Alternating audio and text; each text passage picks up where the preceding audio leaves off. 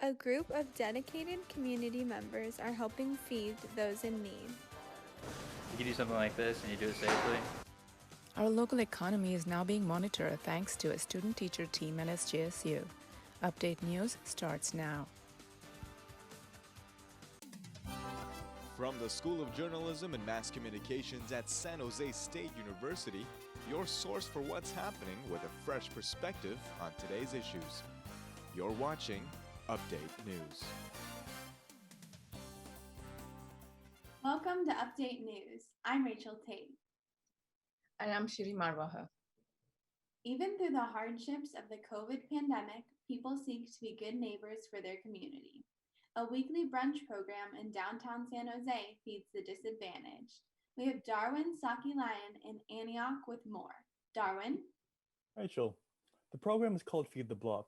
It started as a response to the pandemic, but it feeds anyone who's hungry, regardless of the reason. Second or primary. Starting early on Saturday morning, the Feed the Block team cooks the day's meals within the kitchen of Grace Baptist Church. So I was part of the 8 a.m. shift, the earliest shift, and for that essentially is prepping the ingredients to later be cooked. In the church gym is an assembly line of condiments and other essential items. The group as a whole totals no more than 25 volunteers working through the morning. Hands from all over the Bay Area come to help their neighbors and since have dished out more than 500 meals a week for those in need. COVID's been really isolating. It's been really depressing, just kind of hanging out by yourself. But you do something like this and you do it safely, it's a good time. Feed the Block has been packaging and distributing meals to the streets of San Jose since August 2020, but they provide more than just a warm meal for those in need. You know, I think it provides a sense of humanity.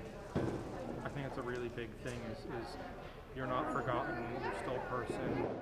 The group is an offshoot of the Black Outreach Organization, a group of volunteers who decided in the middle of the pandemic to feed the underprivileged. Feed the Block is continuously looking for volunteers for its weekly program. In Antioch, Darwin Saki-Lion, Update News. The coronavirus pandemic has greatly hurt businesses throughout the Bay Area, but many are starting to come back with the reduced regulations. A student-teacher team at SJSU has come together to create a tool to monitor the ever-fluctuating state of our local economy. The SJSU Economic Dashboard keeps track of open businesses, unemployment rate, insurance claims, and housing prices. It can display these factors for the whole of San Jose or focus on specific sectors like food or retail. This data is shown throughout constantly updated graphs that make the information easily available and digestible.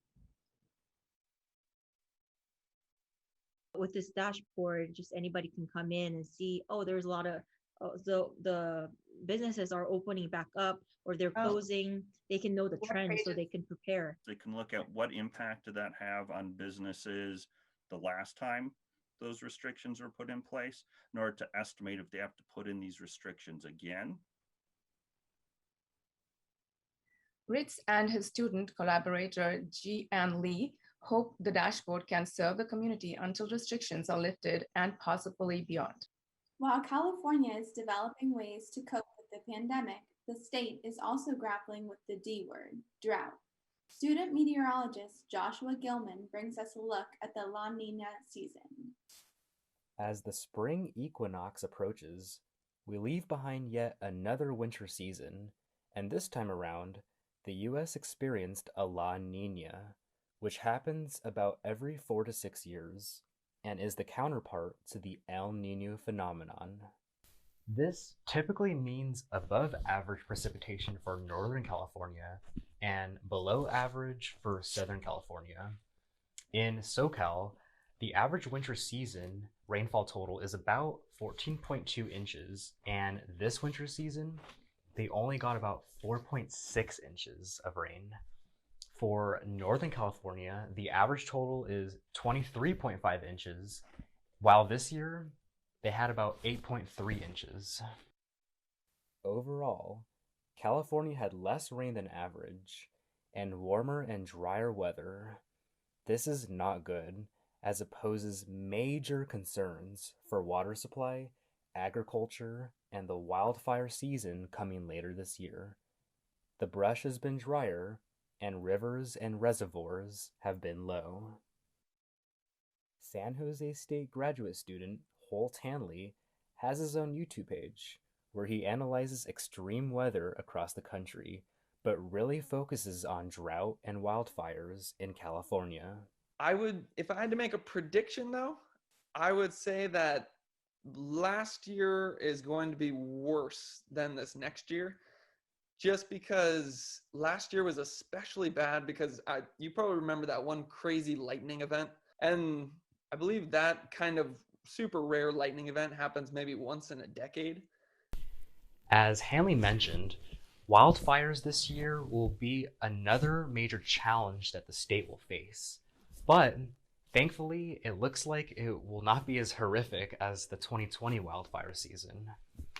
Now, this was the California drought map as of 1 year ago, where the majority of the state had some dry conditions. But the conditions have worsened. Looking at the current California drought map, we see that the entire state has some level of drought, and especially in SoCal, where much of the region did not have any level of drought just 1 year ago. The impacts of La Nina are adverse, and for now, we all better start saving water. I'm wearing my SJSU issued meteorology rain jacket just for good luck. Joshua Gilman, Update News. Joshua Gilman will be back after this break with the forecast for our region. We'll also take a look at how people are getting a pump during the pandemic. COVID-19 and its effects on the fitness community. More on that coming up. And how students have been abusing the Sammy app. Update News will be back in 60 seconds.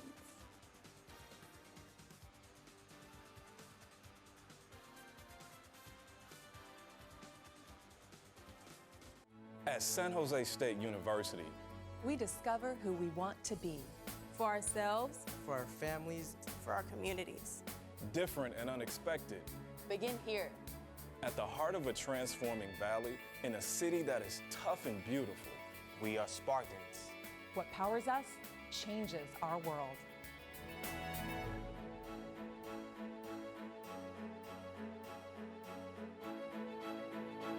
COVID-19 has had its hand on almost all aspects of our lives, and being able to exercise is one of them.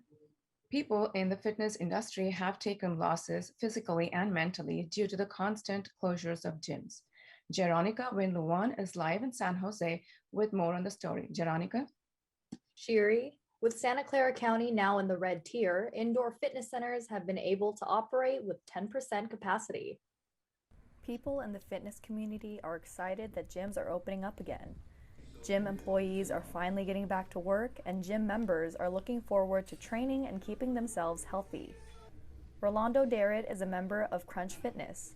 He says that not being able to train made him self-conscious about how he looked. Gyms are back now, so I can get back in shape. I don't have to feel like this anymore. I don't have to look like this anymore. I can feel better about myself. Gyms have had to retrain their staff every time the facilities have been able to open up again. Joshua Vidal is an employee at Crunch. He says the biggest change for gym employees is how often they need to wipe down and sanitize exercise equipment and machines. Due to the pandemic, we had to learn more about safety, health risks, and just keeping the gym clean overall. Many people used working out as a way to relieve stress. Without having fitness centers at their disposal, some people have had a mental decline and have struggled going about their day-to-day lives. According to Harvard Health Publishing, exercise reduces stress hormones in the body, such as adrenaline and cortisol. It also increases the stimulation of endorphins, chemicals in the brain that are the body's natural painkillers and mood elevators.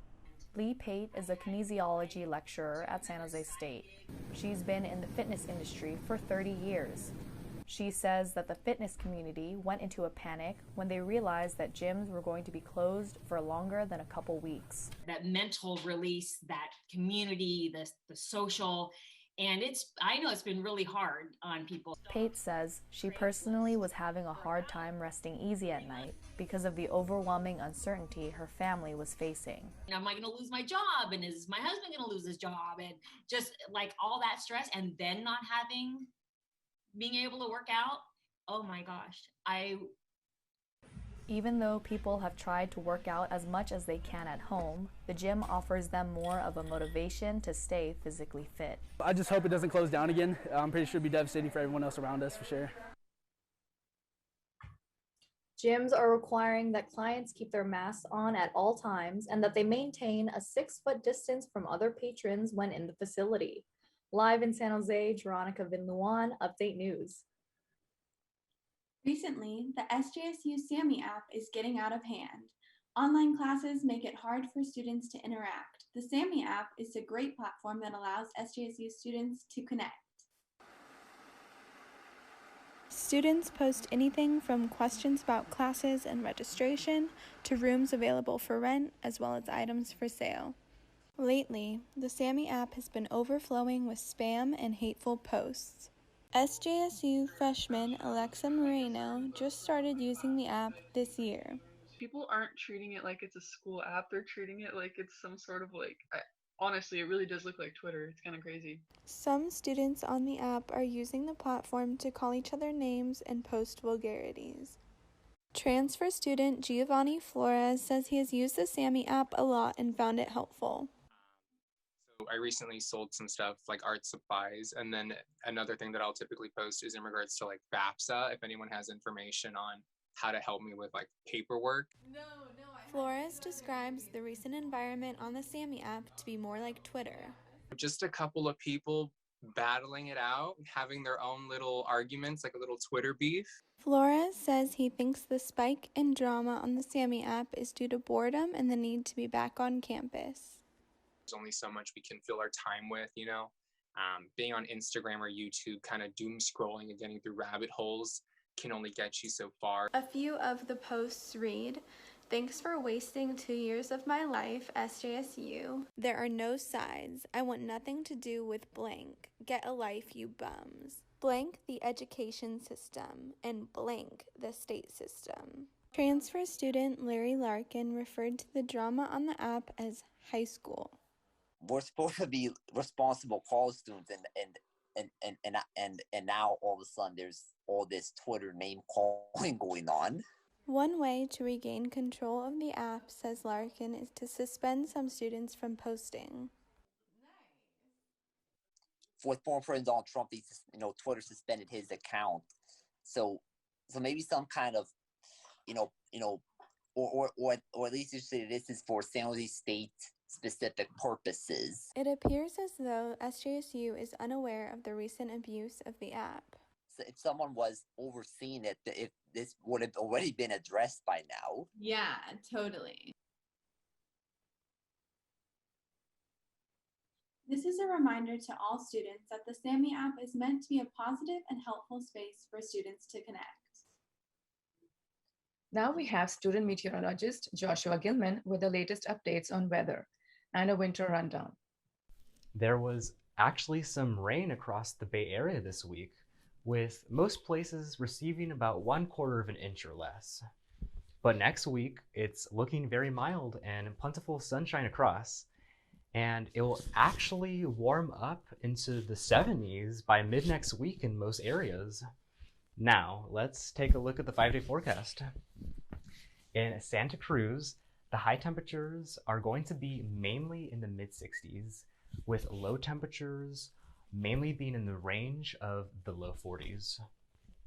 In San Francisco, the highs will bounce between the low 60s and the high 60s, and the lows will be in the mid to upper 40s.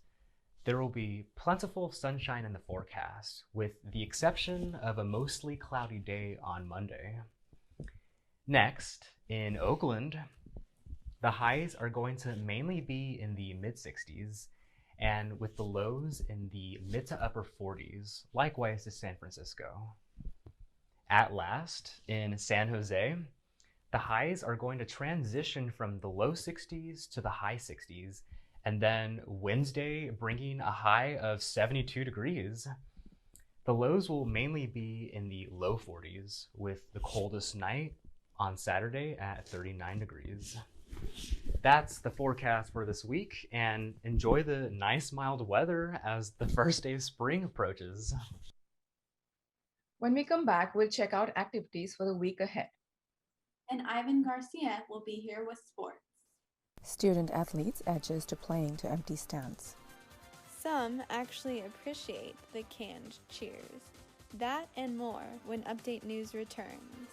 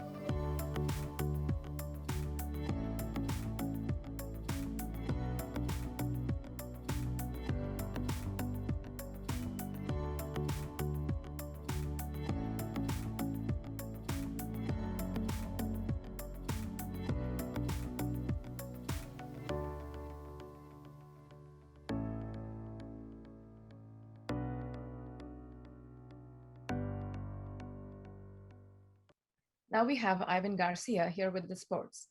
Ivan, are you seeing any strange cardboard cutouts there? I see a range from family members to pets, but I did see a lion, so that was kind of interesting. Cardboard cutouts are what most athletes in the audience at home have been seeing in the stands since the start of COVID. How did these cutouts affect the players? The stadiums are pumped with fake crowd noise to try and give the feeling that fans are rooting for their home team. One of those athletes who had their season cut short is San Jose State softball player Grace Garvey. She found the announcement of cardboard cutouts intriguing. Kind of exciting to see the surprises from our family, like who's going to be all up there, who sent their pictures in, is my dog going to be in the stands. Fans are not allowed for the 2021 spring semester, but Garvey is still taking the field. She's a senior and has played in front of fans for most of her softball career. While some athletes, like Garvey, don't mind the cutouts, SJSU senior soccer player Eduardo Benfield says his parents and girlfriend attended his games before the pandemic, says even so, he can see past those cutouts. It feels the same to me because I know they're with me spiritually. Buenfil said that his girlfriend and family are a big motivation and misses seeing them in the stands. Another downside for not having fans is that athletes need to create the same type of energy as if there were thousands of fans rooting for them. The team relies heavily on coaches and teammates to get hyped and bring out the energy in the players.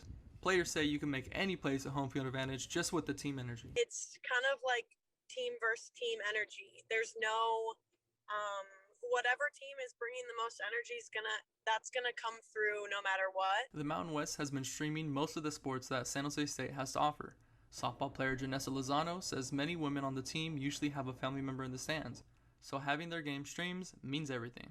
Like most senior college athletes, this may be the last year that they play the sport that they have played for many years. This is the last time us playing this game. That's been part of our lives since we're 5 years old, 4 years old. And even when they look into the stands, they see a cardboard version of their family. Even though that piece of cardboard can't cheer for them after a big play, can't hug them after they win, and don't have a shoulder to cry on after a tough loss, Lozano appreciates the cutouts. Even though when they're not physically there, you know they're there, you feel them. 1 Bitcoin. That's all it takes, and you can purchase a suite at the A's game for the entire season. A's president Dave Kaval announced on Sunday that you can purchase a suite at the Coliseum for the cost of 1 Bitcoin. Bitcoin hit a record high of $61,000 over the weekend. So far, the A's are the only organization that accepts Bitcoin, but there are rumors that other organizations may follow their lead. Longtime New Orleans Saints quarterback Drew Brees calls it a career after 20 seasons. Brees has been known to donate both time and money to the city of New Orleans, especially after Hurricane Katrina. There was already a Brees Dream Foundation to support cancer patients and research, but this was expanded after the hurricane. Millions of dollars were donated to help rebuild the city. In 2009, the future Hall of Famer would also help the Saints win their only Super Bowl in franchise history, Super Bowl 44. Brees holds many records like most career passing yards, most career pass completions, most pass completions in a season, highest career completion percentage, highest single game and single season completion percentage, most consecutive games with a touchdown pass. The game will surely miss Drew Brees, except his division rivals. With the NBA trade deadline next week on the 25th, will the Warriors make any moves? GM Bob Myers said they would be aggressive and look around to make a trade. Some names that have floated around the organization are Pelicans' Lonzo Ball, Rockets' Victor Oladipo, and Mavericks' Kristaps Porzingis. Warriors players that might be on the move are Allen Smailagic, Brad Wanamaker, Andrew Wiggins, and Kelly Oubre. Oubre, who was playing in his last year of his contract, was acquired in the offseason after Klay Thompson got injured. Both Wiggins and Oubre are having a down year. The Warriors have gone back and forth for the 8th seed in the Western Conference. With Curry having an MVP-like season, will the Warriors make a trade to stay contending or stay quiet as they have in recent years? March Madness starts on the 19th with the first 4. The 11-seeded games are Wichita State versus Drake, Michigan State versus UCLA. The 16-seeded games are Norfolk State versus Appalachian State, Mount St. Mary's versus Texas Southern. Duke will not participate in the tournament due to a positive COVID test within the team. Duke will miss the tournament for the first time since 1995. In recent years, you can never count out Duke to not win the tournament. But even then, no one has got a perfect 63-game bracket before. All it takes is one upset to ruin most brackets. And that's all I have for sports. I, for one, choose Gonzaga over Baylor for the championship, but who knows? And now a look at the week ahead. Spend a few hours on March 20th at 9 a.m. to join people who want to keep Coyote Creek beautiful. Help put together meals and hygiene kits with loaves and fishes on March 22nd from 11 a.m. to 1 p.m. Join Jane Doering in a conversation about race, crime, and gentrification on March 24th at noon. These are just a few events for you to help out and learn more about your community. And that does it for this week's edition of Update News. For all of us here, thanks for joining us and see you next week.